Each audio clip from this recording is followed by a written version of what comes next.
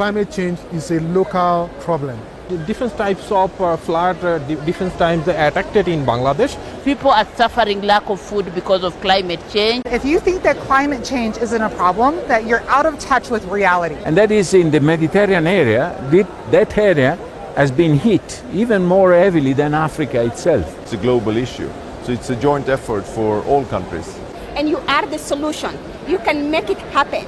This requires us to dig into our shared humanity and find these solutions together.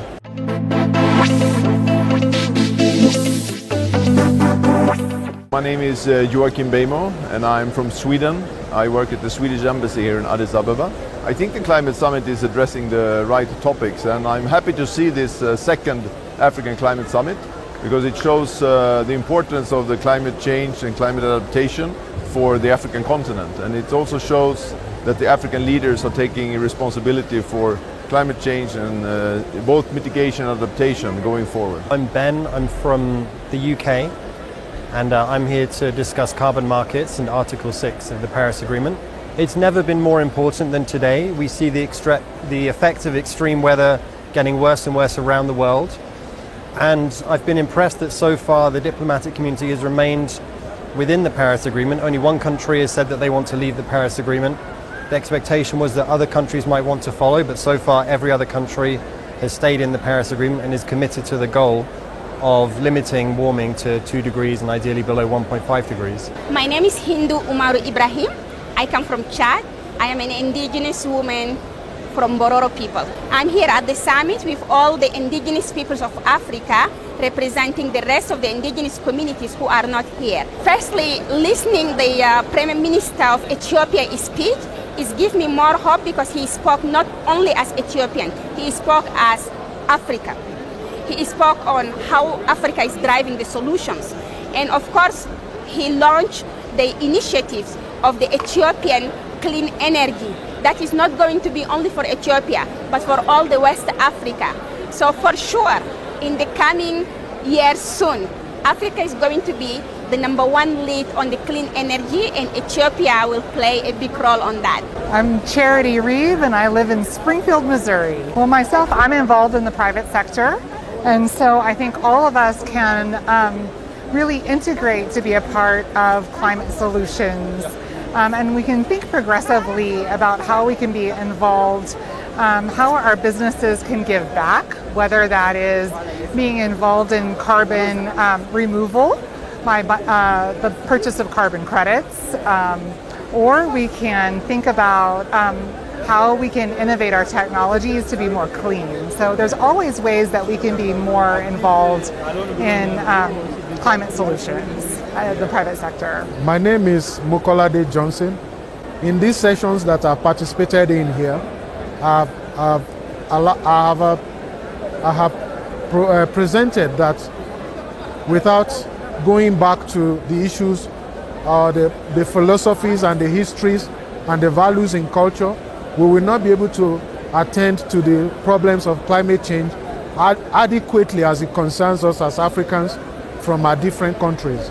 So we need to go back to each locations of Africa and look at the indigenous ways that our forefathers have dealt with problems of climate change. And we pick up those things, maybe embed it with some cultural strands and use them for these contemporary times and even the future. So it is something that we need to pick up and, look into in depth. We are following the climate change on the continent, but also, of course, because it's a global issue. So it's a joint effort for all countries. And we are happy to see the Climate Summit because, as I said, it shows the African agency that African countries are taking the responsibility for climate change policies, but also are ready to partner with countries like Sweden to find the solutions where we can work together to meet this crisis. And it's true that African countries are not emitting as much or haven't emitted as much, so they are not the cause of the problem. But many of the solutions will have to be on the African continent to meet the climate change.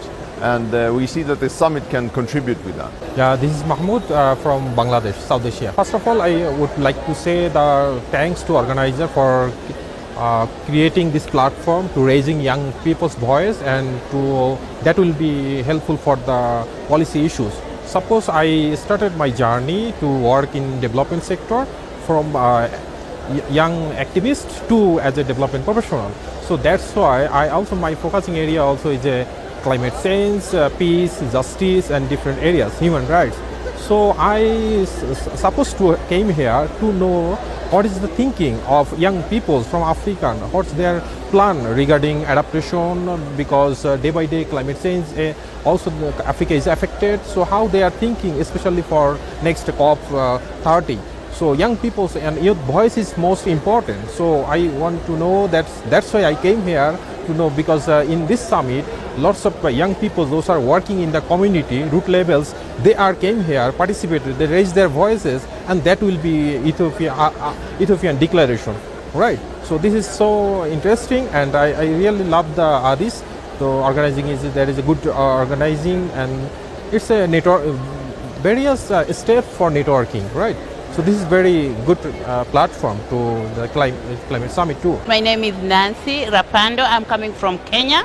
I am a specialist working at the nexus of food, agriculture, and biodiversity, and that is actually what brings me here. Yeah, I think the impacts are immense because we are seeing recurring droughts and we are seeing recurring floods. So people are heavily affected by climate change. We had a participant from Sudan in our session where we are talking about integrating food in the NDCs, and he was like, there are places in Sudan that are now permanently underwater, and these areas cannot be able to grow the crops that they were growing earlier, and yet food is about culture. People are used to eating certain foods because of the type of climate and environment they've been staying in. So there's quite a big impact on people. We're having migrations. People are moving to other areas because of climate change. People are suffering lack of food because of climate change. So the impacts are quite immense, but we are seeing massive land degradation.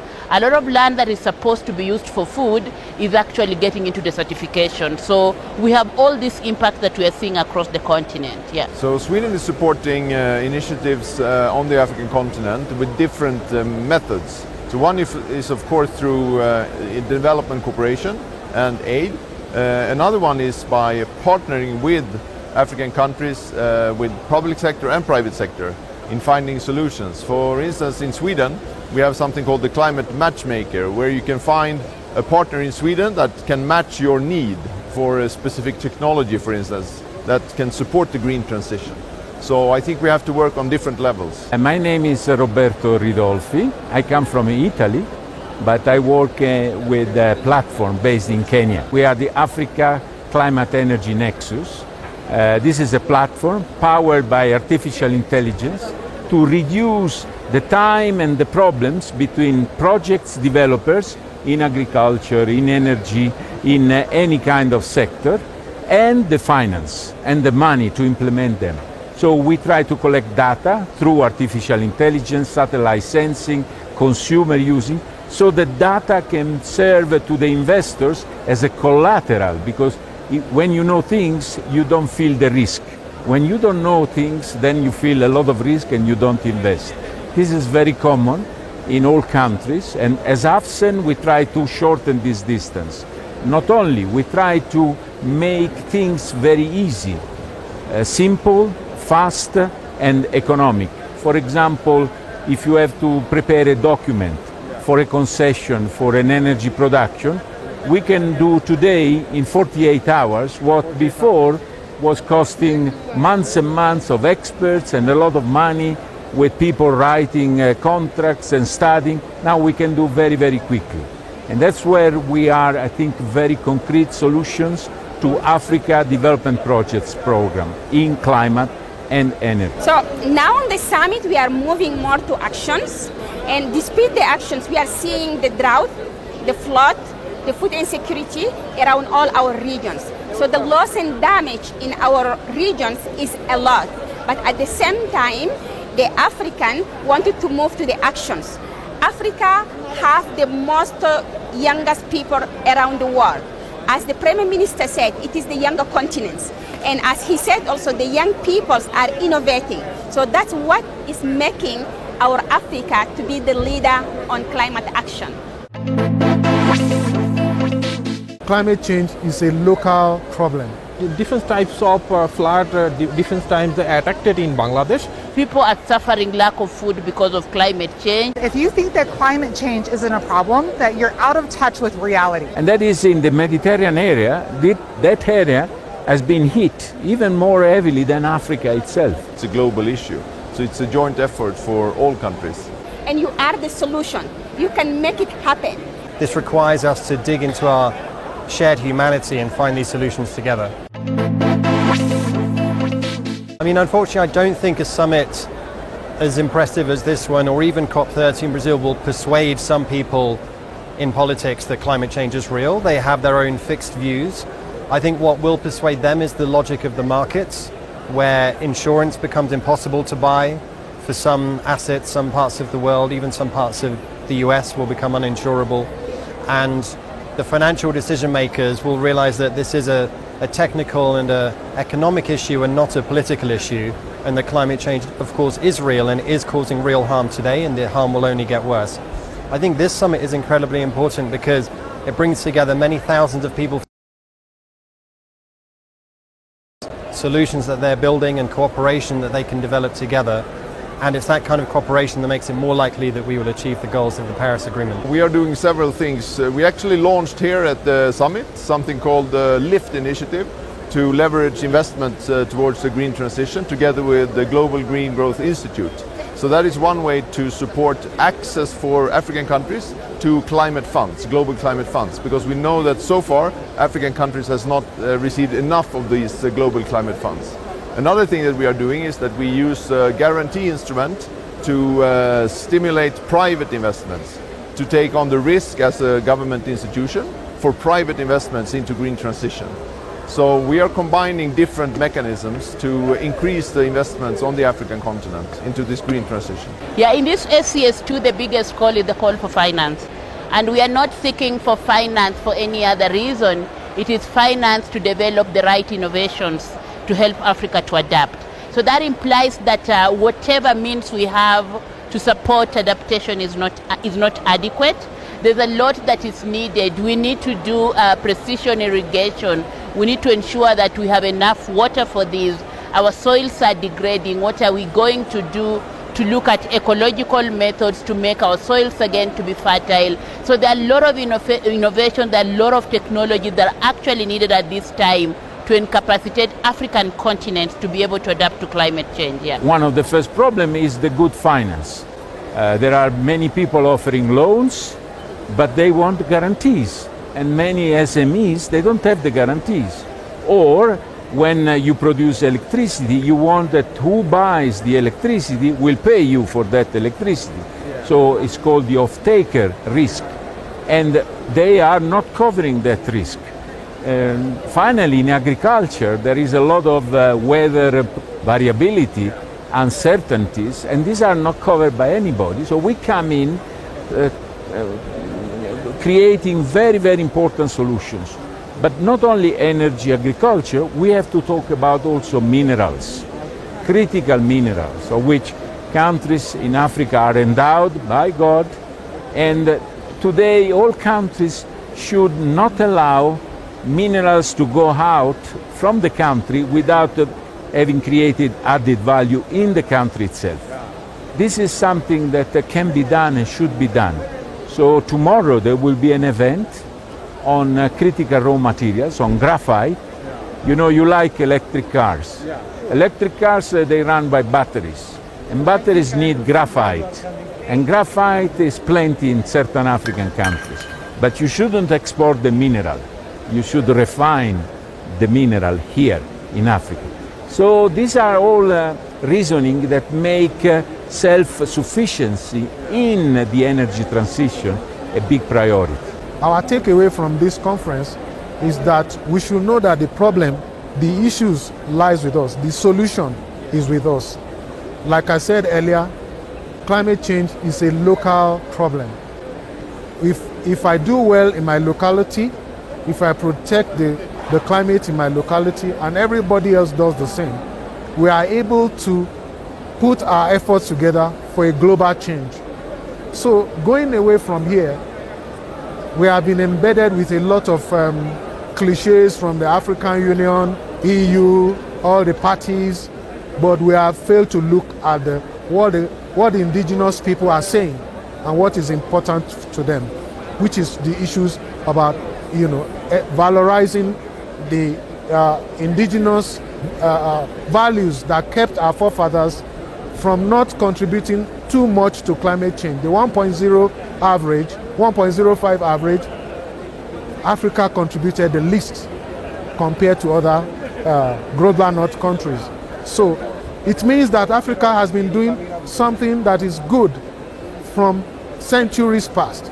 So why don't we go back to those things and start to do it from our various communities, Kenya, Ethiopia, Nigeria, Cameroon, all around, Burundi, Uganda, so that we can, contribute to a global change that is effective, not only about talks.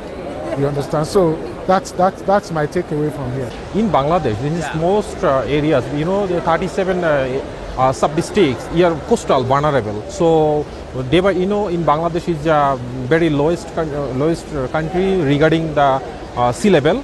So that's why we have lots of sea areas. So that's why in day by day in Bangladesh coastal areas, people are more refugees. We are called climate refugees because of climate refugees. Yes, because of the sea level is rising and salinity more rising. So that's why impacted on agriculture for production, also different aspects of sectors.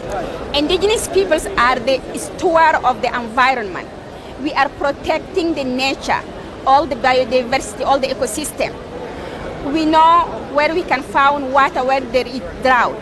We know where we can find food when there is floods. We do have the indigenous people's knowledge, our traditional knowledge, who help us to sustain our ecosystem. So we are the solution builders. We must be in the centers of the decision making. Any government, including Ethiopian government, must consult with the indigenous peoples who have the knowledge of the agroecology, of the pastoralist, of the waters, in order to feed Africa and to keep our planet healthy. Indigenous peoples are the solutions. We are not only the victim. I think this summit is impressive because of its scale. It is absolutely huge, and I see people here from all over the world. This is the most important conference in the world right now on climate change. So this shows that Africa is not just waiting for foreigners to come and rescue the continent. Africa is very proactive, finding its own solutions. Ethiopia has incredibly progressive rules around electric vehicles, for example, which is one of the world leaders in that regard. So I think the narrative is shifting so that Africa is now seen as a real leader and is really kind of standing up for itself and working in collaboration with the rest of the world. And the rest of the world is now taking notice of that and taking Africa very seriously, and there is much more equality in the diplomatic discourse. You're right that there is huge injustice in who has been responsible for climate change and who is bearing the worst effects right now, but hopefully through forums like this we can find a way to a just transition which starts to alleviate that injustice and help address climate change for all. It is true. It might sound easy to think that you can easily change your food culture. I cannot come to tell Ethiopians to stop eating injera, so it is not that easy. And I think the issue is that we need to map out our lands and look at suitability of the very crops that people used to grow so that they continue with their food culture, because a change in food culture means a lot. It could even mean increasing obesity because your body is not used to that type of food. So if you change a food and your body is not able to digest it the right way, then you're going to have another body morphology that you didn't expect. So for me, it's not an issue of changing our food culture. I'm more of advocate that people should, as much as possible, stick to their cultural foods, because our cultural foods are even more resilient than the new foods that people might think of adjusting into. So what I'll say is that let's map out suitability of areas, be able to still grow culturally acceptable foods that our bodies are used do so that we don't start suffering any other diseases that are related to a changing food culture. Yeah. Well, I think that if you don't think that climate change is a problem, then you should take a trip to rural Africa and see the people who are carrying water and ask them. Just ask them about their life. How was their life 10 years ago and how is their life today? And what is their access to water now? And what did their life look like 10 years ago? And it wouldn't take very long. I think that if you think that climate change isn't a problem, that you're out of touch with reality. You haven't spent time with the people that have actually been impacted by climate change, and that's why you don't think it's a problem. Climate change is a local problem. Different types of flood, different times affected in Bangladesh. People are suffering lack of food because of climate change. If you think that climate change isn't a problem, that you're out of touch with reality. And that is in the Mediterranean area. That area has been hit even more heavily than Africa itself. It's a global issue, so it's a joint effort for all countries. And you are the solution. You can make it happen. This requires us to dig into our shared humanity and find these solutions together. I do research for Climate Heritage Network, and in my school also I'm into the research about culture and its values for our environment.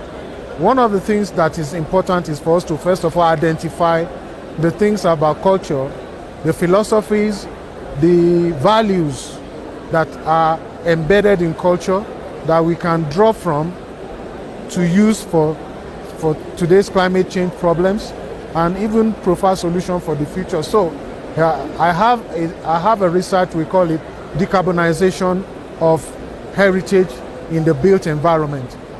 One of the points that we gathered from there is that our forefathers, in their cultural perspective, they have ways of dealing with climate, and we can go back to those values and study them in depth and catalog them for Africa, so that a collection of them we can use to chart our way for the future and provide solutions for our local problems. Climate change is not a global problem, it starts from the local. And once you do that, you are able to now aggregate everything together and provide a global solution. So that's the point. Decarbonization is also part of it, where you look for green values that helps you remove carbon from the environment for the health and well-being of the inhabitants. So those are the issues that Africa must take note of and find a way to use for today and tomorrow. I think you just said it with your previous quoting of the Prime Minister. This is about investment. This is about moving real money into climate solutions and not just talking. So the area that I focus on, carbon markets, is all about shifting investment, and the rules have now been set for Article 6 that governs carbon markets under the Paris Agreement. And now the money is starting to flow. We've had the first trades already taking place, and a number of African countries are in the lead there globally. So I think that this summit will help accelerate that investment and that kind of practical implementation of the solutions that we need. This kind of platform also more important to raise their voice. Young people's voices matter, because when we are amplifying your voice, that would be more effective for the policy level. So raising the funds. And another thing is, suppose COP is the most effective area to negotiation, to raise the loss and fund damage and different issues. But there is own concern for young people also thinking that, because young leaders are not future, they are present, right? So they are also thinking their next generational, how they will survive in this earth. So we have no planet B, we are planet A, right? Of course, he's completely right. This is not a solution that can be found just from aid budgets. Also because aid budgets are not big enough, and aid budgets are being cut in some parts of the world. It has to be about investment and about shifting the trillions of financial investment around the world towards low climate solutions, towards mitigation and adaptation. So I completely agree with the Prime Minister on this. Africa is blessed with a lot of original indigenous heritage artifacts. All we need to do is to pick it up and valorize it, make it important for ourselves, and even for our community, because it's another way of projecting ourselves to the world, that we have valuable things without going back to the issues, the philosophies and the histories and the values in culture. We will not be able to attend to the problems of climate change adequately as it concerns us as Africans from our different countries. So we need to go back to each locations of Africa and look at the indigenous ways that our forefathers have dealt with problems of climate change. And we pick up those things, maybe embed it with some cultural strands and use them for these contemporary times and even the future. So it's something that we need to pick up and look into in depth. Well, in my country, which is Italy, there are no more the seasons, intermediate seasons. So it's very hot, and then it starts to rain and very cold. There is no spring, there is no fall, there is no autumn, and that is in the Mediterranean area. That area has been hit even more heavily than Africa itself. You know, the Mediterranean is the place where the average temperatures are rising faster than anywhere else in the world. So we are experiencing that drought. But then the drought is followed immediately by flood. So the capacity of adapt to climate finance still needs to be worked out. Our people have been contributing to climate from their pockets since ages past. There are so many things that indigenes in Ethiopia have been doing that was positive for climate change. And because we overlooked their positive efforts, we are looking for a global effort from the global north. It has neglected the little ways, which is money in itself, that local people have been using to contribute to the positive change in climate change. So if we go back to those things, we don't need climate finance. If I spend my time in my locality to do what is good You mean climate aid? Climate aid, but we've been calling it finance in this session since last week. The indigenous people have invested their time. If time is money, they have invested money. And all the things they've done over the years is towards that. And they practice subsistence agriculture, they keep forests, they are able to use low tech to manufacture clothing. There's some clothes from the indigenous people that use low carbon techniques, not the big factory techniques. That is no chemicals in the dye. You got it. So those are the things there. We need to go back to those values and use them for today and tomorrow. It's incredibly important. Yes, of course, this is a global challenge and we need to find global solutions. The Paris Agreement was a huge achievement of diplomacy and of global cooperation. And now we need to deliver on that promise of cooperation through things like Article 6, through the mitigation pacts that we have. So absolutely, this requires us to dig into our shared humanity and find these solutions together. Different types of flood, different times they attacked it in Bangladesh. So that's why most of the peoples, if we just, we can say just one name, it is called Kurigram. That region, after few months, these seasons, they are affected in flood. So how they can adapt with this? Because they are very marginalized communities, they are very poor. So they cannot prepare their house day by day and then affected and again. So they lost their livelihoods. So this is more vulnerability and we are facing that. But those are countries are main factor. They are not providing that loss and damage fund, right? That's the Africa, South Asia also more facing this kind of things. Yeah. Don't be misled by the color of my face. I am a truly African in the spirit and in the heart. And what we try to do is to convince the big money, but also, people like the Chinese investors. They've done a lot for Africa, but they now have to change a bit. They have to do things in the way that benefits the poor people of nations. And I think we can find a way from Africa to find the solutions also for other countries. So what I'm saying is that in the future, Europe, China, the Americans will need Africa much more than Africa needs them. Indigenous leaders around the world, just stand up, work hard.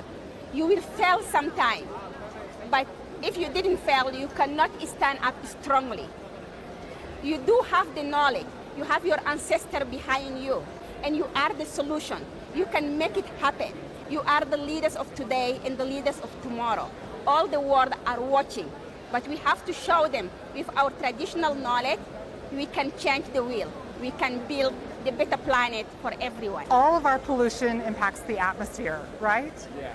So it's important because countries that are aligned with the Earth's equator, they're going to be more impacted by climate change than countries that are further away from the equator, obviously. So those of us that are further away from the equator, we're not feeling the pain so severely. And so it's important that those of us that are further away, that we are listening, that we're hearing the stories and that we're interconnected and that we become a part. But all of our pollution is impacting the complete atmosphere everywhere in the world. And so we need to be in tune with that. Africa contributed the least compared to other global north countries. So it means that Africa has been doing something that is good from centuries past. So why don't we go back to those things and start to do it from our various communities? Kenya, Ethiopia, Nigeria, Cameroon, all around, Burundi, Uganda, so that we can, contribute to a global change that is effective, not only about talks. You understand? So that's my takeaway from here. We have to be consequential. When we talk of something, we have to be ready to do that thing. So put your mouth where your brain is and do it. I got my point, how young people are thinking and from Africa, because we are staying in the global village. So we are not alone. So we have to work together, right, to make a sustainable and peaceful world. This gathering is so important because it brings African leaders together where we can all come together and we can listen to them. And so it's so precious to me because I love Africa. I love African people. And so it's really just been a cherished moment for me to come and listen to them and to just really think about how can I engage my company and the people that I'm around and encourage Americans to be a part of African solutions. It's incredibly important, yeah. Solutions. The Paris Agreement was a huge achievement of diplomacy and of global cooperation. And now we need to deliver on that promise of cooperation through things like Article 6, through the mitigation pacts that we have. So absolutely, this requires us to dig into our shared humanity and find these solutions together.